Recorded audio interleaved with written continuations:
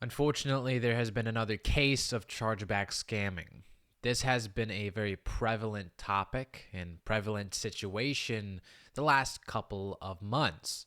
The most recent and biggest situation surrounding this topic happened to Pokevol. Long story short, over $30,000 to $40,000 worth of stuff have been stolen or charged back by this singular person named Cody.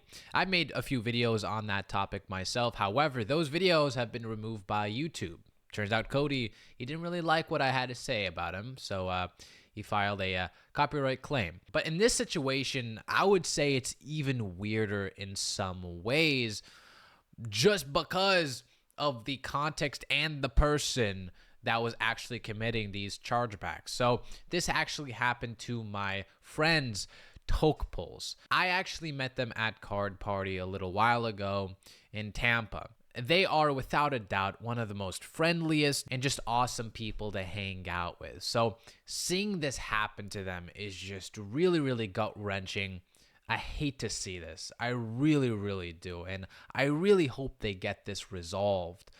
But let's get into a little bit of the nitty-gritty here and some information revolving around the person that scammed Tokepulls. This wasn't some random guy who placed a few orders, didn't really interact with Tokepulls that often, and decided to make a chargeback after 4 months. And that's something you also have to keep in mind. In order to commit to a chargeback or file a chargeback, you need to wait 4 months.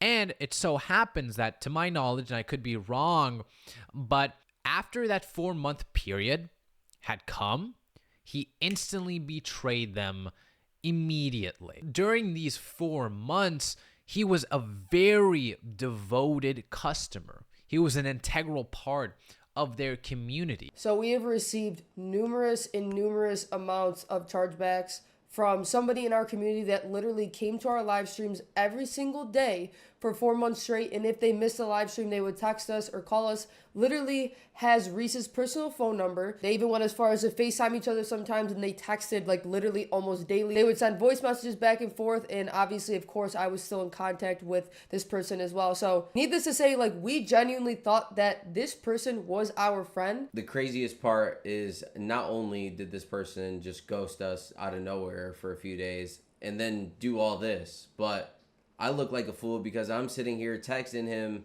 almost every day throughout those 4 days, like, yo, what's going on? Are you good? Like, hope everything's all right. Because the last time that we talked, he was actually letting me know that he was going through some things, and I'm obviously not going to get into the specifics, but he didn't say anything financially. It's very clear that they had a very strong friendship between them. So that's why it's so surprising that this person would suddenly betray them after 4 months. Now, I could be wrong again, but I'm pretty sure they've only known him for 4 months, to which it is very, very suspicious, because that's the exact time frame in which a person needs to wait in order to pursue a chargeback. But it's just very odd that such a person they had a very strong friendship with, that talked with them very, very frequently, would do such a thing. He has made 198 orders with us through our Shopify, through our rip and ships. And obviously, as you guys know, if you are doing a rip and ship, we're opening everything live. We always say, like, hey, Michael, are you here? He would be in the chat saying, yeah, I'm here. Let's go. Let's rip. And he's trying to turn around and say that it's fraud and that he never made those purchases, when it is very clear as day, obviously, that he made the purchases. And I have messages of him saying, hey, this is my order, him sending screenshots of order histories and a bunch of different stuff, me confirming his address and him sending the right address, all of that. So hopefully this can get to the right person that can get us in contact with someone to maybe figure this out. Unfortunately, we're stuck in limbo right now, waiting for them to let us know when this process will all end, and also how many chargebacks we will receive. It's been going on since around 8 a.m. this morning, and it's not stopped. We've been getting an average of 1 to 2 every 30 minutes to an hour. So if this was truly his master plan all along, to gain the trust of them and then betray them after 4 months, he's not really doing that good of a job, because he slipped up multiple times. I mean, they have evidence that he confirmed he was the one placing those orders, which is not consistent with the fraud disputes that he's currently committing. Again, he had placed over 190 orders. And by the looks of it, he is planning on disputing every single one of them. Again, which isn't really too good of an idea either, because if a bank sees this, they're going to find that very suspicious. At least I hope so. At this point, I'm not really too sure, since the banks are just absolutely shit when it comes to this. Like, how did the Cody person in the PokeVault situation able to scam $30,000? Maybe he has different accounts, credit cards that he is individually disputing, so maybe it covers his tracks to some extent. But it looks like this person was using his own same information, presumably same credit card, 190 times in 190 orders. So if you are a bank, it would seem very suspicious if you see somebody disputing 190 transactions in the span of 4 months. Because if somebody was truly a victim of fraud, they would dispute it immediately after the first fraudulent transaction.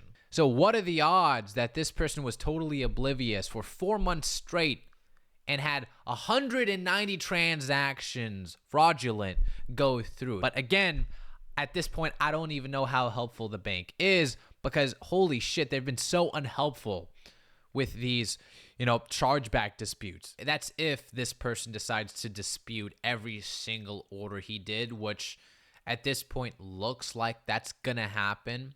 I'm pretty sure he had already done like $2,000 worth.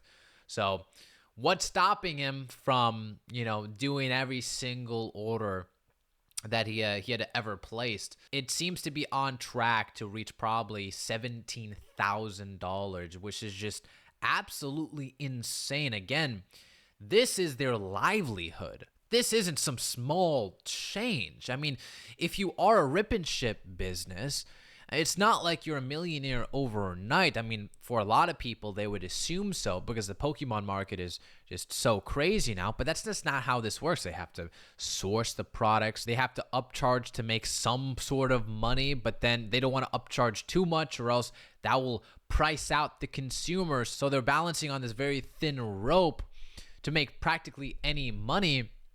This is just a very tough business. I really, really hate seeing it happen. In general, but also just to them especially, because they were very, very kind to me. They were awesome people at Card Party.